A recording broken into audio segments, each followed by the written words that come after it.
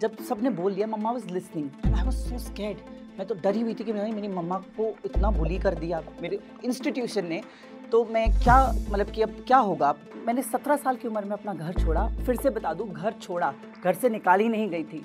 तो वो घर इसलिए छोड़ा था क्योंकि बहुत ही कॉमन क्वेश्चन आता था कि चलो ठीक है तुम सेक्स चेंज करा के औरत तो बन जाओगी बट तुम बच्चा पैदा नहीं कर सकती, तुम जन्म कैसे दोगी एक दूसरी लाइफ को। So that became the moment of strength and that's when I decided there is no looking back for me. I have to just move forward, I have to be what I want to be and now I know. नमस्कार, मेरा नाम शेनी सोनी है और मेरा जन्म जो है एक औरत का हुआ था बट एक मर्द के शरीर में। Like as you say that I was born a female in a male's body. So जिसे हम बहुत ही सिंप्लीफाइड टर्म में जानते हैं as a trans woman. So my life journey has been everything but ordinary. तो मेरी जर्नी जो स्टार्ट हुई थी वो एक बहुत ही छोटी उम्र में मुझे ये नहीं कहूँगी कि कुछ गलत फील हुआ बट मुझे कुछ अलग फील हुआ अपने बारे में।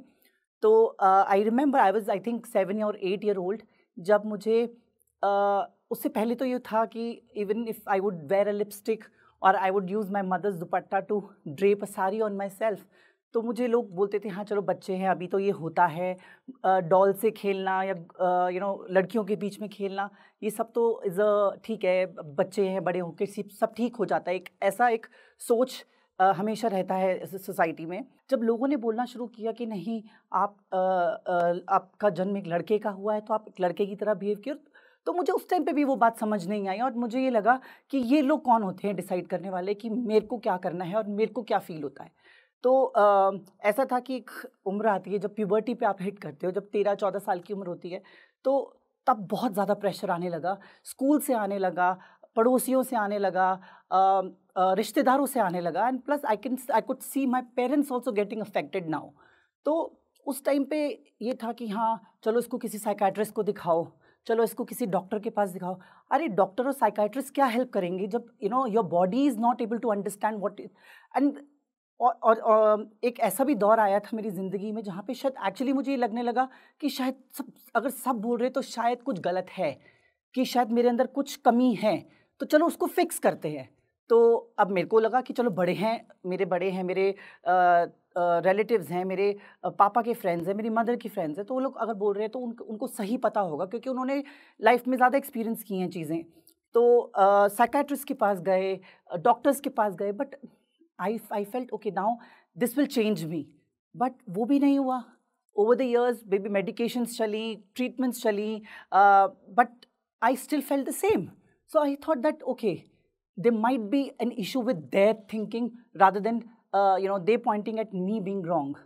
So at a very young age, I realized that this is going to be difficult, but it is not going to be impossible. So I decided that it is my journey and I have to first figure out myself. Who am I? What am I? And if there is something wrong, it is okay to be wrong. You don't have to be right always. And when हमारे जो हम लोग की बचपन से एक सोच बन गई है कि जब सब लोग सही होते हैं, अगर एक इंसान गलत है तो वो गलत है।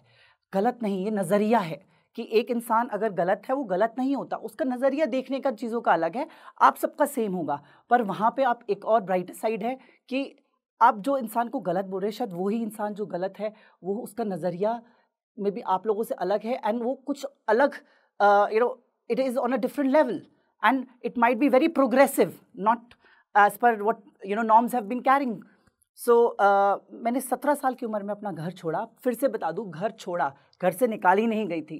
तो वो घर इसलिए छोड़ा था क्योंकि मुझे पता था कि ये मेरी फाइट है, मुझे पहले खुद को फिगर आउट करना है rather than putting pressure on my parents or trying to understand and creating a difficult situation at home. तो जब आप एक डार्क जोन में होते हो, आप एक टनल के अंदर घुसे हो जहाँ पे आपको सिर्फ अंधेरा नज़र आ रहा है, वहाँ पे एक जो एंड में टनल के एंड में एक लाइट नज़र आती है, वो एक होप बन जाती है आपके लिए। वैसे ही एक जो ये मैंने पढ़ा अबाउट जेंडर कॉन्फर्मेशन सर्जरी, वो मेरी होप बन गई। तो मुझे लगा अगर मुझे वहाँ तक पहुँचना है या वहाँ तक मुझे जाना है तो मुझे I have to work hard, it will not come easily.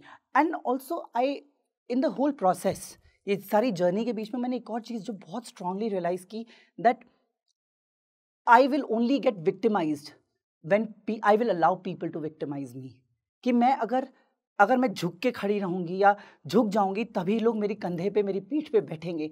नहीं तो अगर मैं सीधी खड़ी रहूंगी और अपने गोल के लिए डटी रहूंगी तो किसी की हिम्मत नहीं होगी मुझे कुछ कहने की। आई थिंक ये मेरे लिए बहुत स्ट्रॉन्ग स्टेटमेंट रही, ये मेरे रियलाइजेशन लाइफ का बहुत स्ट्रॉन्ग रहा। तो इसी के लिए मैं जब मेरे को लगा कि मेरे को एजुकेशन जो अपनी पूरी करनी है तो मैं अपनी एजुकेशन पे ध्यान दूँ, अपने आप को इतना सक्षम बना लूँ कि मैं लाइफ में कुछ बन सकूँ, अपने पैरों पे खड़े हो सकूँ, तो मैं जो चाहूँगी मैं वो कर सकती हूँ। तो मैंने वही किया कि मैंने अपने लाइफ में अपनी एजुकेशन कंप्लीट की। मैं निफ्ट से ग्रेजुएट हुई, national institute of fashion technology, जो बहुत ही रेप्यूटेड कॉलेज है। बट मुझे निफ्ट ने बहुत मतलब निफ्ट ने मेरे को एक कहते हैं ना पर दे दिए कि अपनी क्रिएटिविटी जहाँ पे मेरे को था, जो मेरी एग्नी थी, जो मेरा डिप्रेशन था, जो मेरा एक कहते हैं ना लाइफ का लो मोमेंट्स होते हैं, वो सारा मैंने अपनी क्रिएटिविटी में डाल दिया, वो सारा मैंने अपने काम में डाल दिया। अपने आप को इतना उलझा लिया काम में कि मेरे को और कुछ नज़र ही नहीं आता था, मुझे समझ नहीं आता। मैंने कभी किसी की बात पे गौर ही नहीं किया। जब निफ्ट में घुसी तब लगा चलो ठीक है अब लाइफ अच्छी हो गई, बट ऐसा नहीं था। तो निफ्ट में भी ऐसा है, इट्स अ गवर्नमेंट इंस्टीट्यूट, बहुत सारे प्रेजुडिस के साथ वहाँ पे भी लोग हैं। तो मेरा ये था कि चलो अब मैं यहाँ पे हूँ, I can express myself, I can be who I want to be. So I started dressing the way I wanted. I was very famous for wearing high boots and short dresses and backless and all. So once my mom was called, मेरी माँ को बुलाया गया NIFT में और उनको बिठाया गया और उनसे पूछा, उनको बोला गया, 7-8 फैकल्टीज़ थे, मैनेजमेंट थे, उनसे बोला गया कि आप इनको रोकते क्यों नहीं हो, क्योंकि ठीक है, एक हद तक ठीक होता है।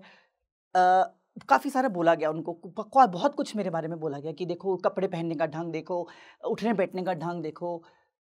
और उस दिन आई थिंक मेरे अंदर जो शक्ति थी, जो एक आई थिंक मिसिंग, एक कहते हैं ना छोटा सा आप जितना मर्जी अकम्प्लिश हो जाओ, मे बी एक छोटा सा एक टुकड़ा आपका शायद कहीं रह जाता है, जहाँ पे आप चाहते हो कि नहीं कहीं से आपको एक स्ट्रेंथ मिल जाए, कहीं से आप सबके जीवन में होता है कि आप एक लो फेज में आते हो जहाँ पे आपको एक मोटिवेशन की ज़रूरत होती है। I think that moment was moment of motivation for me, जब सबने बोल दिया, mamma was listening and I was so scared. मैं तो डरी हुई थी कि मेरी मम्मा को इतना बुली कर दिया मेरे इंस्टीट्यूशन ने, तो मैं क्या मतलब कि अब क्या होगा, मतलब उनकी तरफ से मेरे को कुछ सुनने को मिलेगा, maybe she will feel hurt, but it was just a very motivating moment for me, because उनका आगे से जवाब क्या है, आपको ये बोलने के लिए मुझे बुलाया है, आपको, मुझे लगा कुछ एकेडमिकली प्रॉब्लम हुई है या कुछ अटेंडेंस इशू हुआ है, and that's all she said and they were mum, none of them could say anything, किसी ने कुछ नहीं बोला। समझ गए, उन्होंने कहा मेरा बच्चा जैसा है मुझे पता है, आपको नहीं बताने की ज़रूरत, अगर आपने मुझे यहाँ बुलाया, मुझे लगा कुछ एकेडमिकली प्रॉब्लम है या कुछ अटेंडेंस की प्रॉब्लम है। सो that became the moment of strength and that's when I decided there's no looking back for me. I have to just move forward. I have to be what I want to be. And now I knew that my parents, see, इस whole journey में एक और चीज़ मैंने जो बहुत important realize की, that कोई इंसान, कोई भी माँ बाप अपने बच्चे से नफरत नहीं करते हैं, कोई भी माँ बाप अपने बच्चे को दुत्कार नहीं सकते।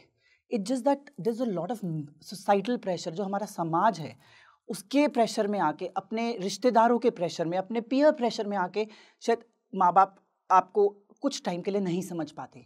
बट मेरा ये कहना है, हर बच्चे से जो अपने आप को अलग समझता है, जो समझता है कि उसके साथ कुछ अलग है, it could be not just sexuality, आपकी सिर्फ लैंगिकता की बात नहीं है यहाँ पे, आपकी रंग की बात होती है, आपको कुछ अलग फील होता है, आपको कुछ डिफरेंट फील होता है, तो आपको अपने माँ बाप को वक्त देना चाहिए, because this a generation gap. अगर आप वो generation gap as an educated person समझते हैं, और एजुकेटेड क्या, हर इंसान को समझ में आता है कि हम डिफरेंट जनरेशन से हैं, अगर आप वो जनरेशन गैप को इक्वलाइज करना चाहते हो तो आपको वक्त देना पड़ेगा। So professionally I have been very blessed, I think it was not just the blessing पर उसके साथ साथ मेरा बहुत ज़्यादा हार्ड वर्क था, जिसने मेरे को ऐसे मुकाम पे ऐसे प्रोजेक्ट्स दिलवाए जहाँ पे मैंने रणबीर कपूर, जिमी शेरगिल, दिलजीत दोसांझ, ऐसे बड़े बड़े नामों के साथ मैंने काम किया, उनको स्टाइल किया। मैंने यश राज फिल्म की थी ये सब मेरे जिंदगी का बहुत ही एक कहते हैं ना, एक हाई फेज होता है लाइफ का, वो बन गया था। बट हाई फेज में भी मेरे को ये पता था कि मैं जमीन के साथ जुड़ी हूँ, बिकॉज वहां से उठ के आए, जो एक इंसान ने एक स्ट्रगल किया होता है तो उसको पता होता है कि आप जितना मर्जी एक हाई फेज में पहुंच जाओ, आप एक जमीन के साथ जुड़े रहना बहुत जरूरी होता है। Being humble is I think the most important thing in life. And उसके अलावा मैंने अब खुद का लेबल स्टार्ट किया। My label was called nude. Nude इसलिए बिकॉज लोग, मैं हमेशा कुछ एक्चुअली ऐसी चीजें करती थी जो कंट्रोवर्शियल लगे लोगों को, क्योंकि that should become a topic of discussion. वो टॉपिक ऑफ डिस्कशन इसलिए because I think as a creative soul मेरे को बहुत जरूरी था कि कुछ चीजें जो लोग निग्लेक्ट करते हैं, जिसके बारे में हम बात नहीं करते, एक सिचुएशन आ जाती है, you know I know let's not talk about it, but I didn't want that. I wanted that you know I know let's talk about it. तो बिकॉज क्या होता है, मेरे को हमेशा से लगता है जब कम्युनिकेट करते हैं हम लोग, जब बातें वार्तालाप होती है, जब कॉन्वर्सेशंस होती हैं, गुफ्तगू होती है, तो उन सब चीज़ों में हम बहुत सारी चीज़ें सॉल्व कर लेते हैं, बड़े से बड़े वॉर सॉल्व हो जाते हैं। तो ये तो बहुत सारी माइन्यूट चीज़ें हैं जो सोसाइटी ने क्रिएट की हुई हैं, फसाड्स क्रिएट किए हुए हैं अननेसेसरीली। तो मैंने न्यूड जो वर्ड यूज़ किया था वो इसलिए किया था क्योंकि मेरे लिए न्यूड था एक purest form of human, how a human birth happens. जब हम आते हैं शरीर में, हम न्यूड आते हैं, and that's the most comfortable state of body. और अगर हम अपनी बॉडी को न्यूड ना एक्सेप्ट कर सकते हैं तो then you know there is no point wearing any fancy clothes that you put on your body. So that is why, तो न्यूड का जो फुल फॉर्म था वो था न्यू अर्बन डिजाइन एम्पायर। और तब भी मैंने एक बहुत ही चैलेंजिंग काम किया था। मैंने लेदर लॉन्जरीज डिजाइन किए थे, जो I think I was the first person in Asia to design leather lingerie and have a specific brand on it. तो मेरा यही था पूरा एम इसके पीछे कि and that too, okay, let me put another thing here, that leather I used to use faux leather, not real leather, because I am an animal lover completely. तो मेरा ये मकसद था कि that जो चीज़ हम लोग बात नहीं करते, जिस बारे में, जिन चीज़ों के बारे में हम लोग डिस्कशंस नहीं करते, there was ऐसा भी एक वक्त था जब आई थिंक पीरियड्स के बारे में लोग बात नहीं करते थे, कंफर्ट के बारे में बात नहीं करते थे। तो मैंने एक अपने प्रोजेक्ट में I had worked on breast cancer, and I realize that how important is to educate women about breast cancer. And a lot of percentage of women who get breast cancer is because of the wrong size of bra that they wear. So that intrigued me so much that I thought that I have to do something in that zone. And I thought that lingerie to exist karti hai, let's do something different. So because I was specialized in leather, so I thought let me do leather lingerie. So that was one of the phases that I did. And I think उसमें भी मुझे बहुत backlash आया था, बहुत लोगों ने बोला था ये क्या है, ये तो कुछ पहनने का। एंड लॉन्जरी हम जब समझते हैं, आई थिंक हमारे हिंदुस्तान में सबसे पहली बात, हम सोचते हैं कि हाँ लॉन्जरी तो है, दिख नहीं रही है, कोई भी पहन लो, ये एक सोच है। पर आप ये नहीं सोचते हो कि lingerie is the first garment that you wear on your body. और आप अपनी बॉडी के साथ प्यार नहीं कर सकते तो आप किसी के साथ प्यार नहीं कर सकते। तो आपको ध्यान रखना चाहिए कि आपकी बॉडी पे जो सबसे पहला कपड़ा लग रहा है वो कितना इम्पोर्टेंट है आपके लिए। तो यही मेरी सोच के साथ मैंने अपना ब्रांड, जो मेरा लेबल था, वो मैंने स्टार्ट किया। मुझे काफ़ी लोगों ने इन मेरी जर्नी में बहुत ही कॉमन क्वेश्चन आता था कि चलो ठीक है, तुम सेक्स चेंज करा के औरत तो बन जाओगी, बट तुम बच्चा पैदा नहीं कर सकती, तुम जन्म कैसे दोगी एक दूसरी लाइफ को। औरत का that is one of the most crucial part of women's life, to give birth. तो मैंने एक चीज़ रियलाइज़ की, that I was carrying a baby inside me for years, और वो बच्चे को मैं नर्चर कर रही थी अपने अंदर, वो लड़की को मैं नर्चर कर रही थी अपने अंदर, जिसको दुनिया ने नर्चर नहीं होने दिया, बट मैंने दुनिया से लड़ के उस बच्ची को अपने अंदर नर्चर करा। एंड जब मुझे होश आया, तब मुझे रियलाइज़ हुआ that I have finally given birth to that girl, कि मैंने उस लड़की को जन्म दे दिया जिसको मैंने इतने सालों अपने अंदर कैरी किया था। तो आई थिंक ये जो एक लोगों ने मेरे सामने एक सवाल खड़ा किया था कि आप जन्म नहीं दे सकती, मैं उन लोगों को ये जवाब देना चाहूँगी कि मैंने भी जन्म दिया है, मैंने एक बच्ची को जन्म दिया है जो खुद के अंदर मैंने पाली इतने सालों से। एंड वो जो एक फीलिंग थी, वो जो एक मुकाम मैंने हासिल किया जहाँ पे मैंने अपनी आत्मा और अपने शरीर को एक किया, this is nothing more beautiful then. जोश टॉक्स ने पार्टनर किया है पतंग के साथ, इस चैनल यानी जोश टॉक्स पतंग को आप सबके सामने लाने के लिए। पतंग is a platform for queer, rest, rejuvenation and networking. पतंग जिज्ञासा, जॉय, प्यार और कम्युनिटी को सपोर्ट करता है। चलिए पतंग के साथ जुड़ते हैं, लिंक डिस्क्रिप्शन में है। और अपनी कहानी शेयर करने के लिए हमें मेल कीजिए।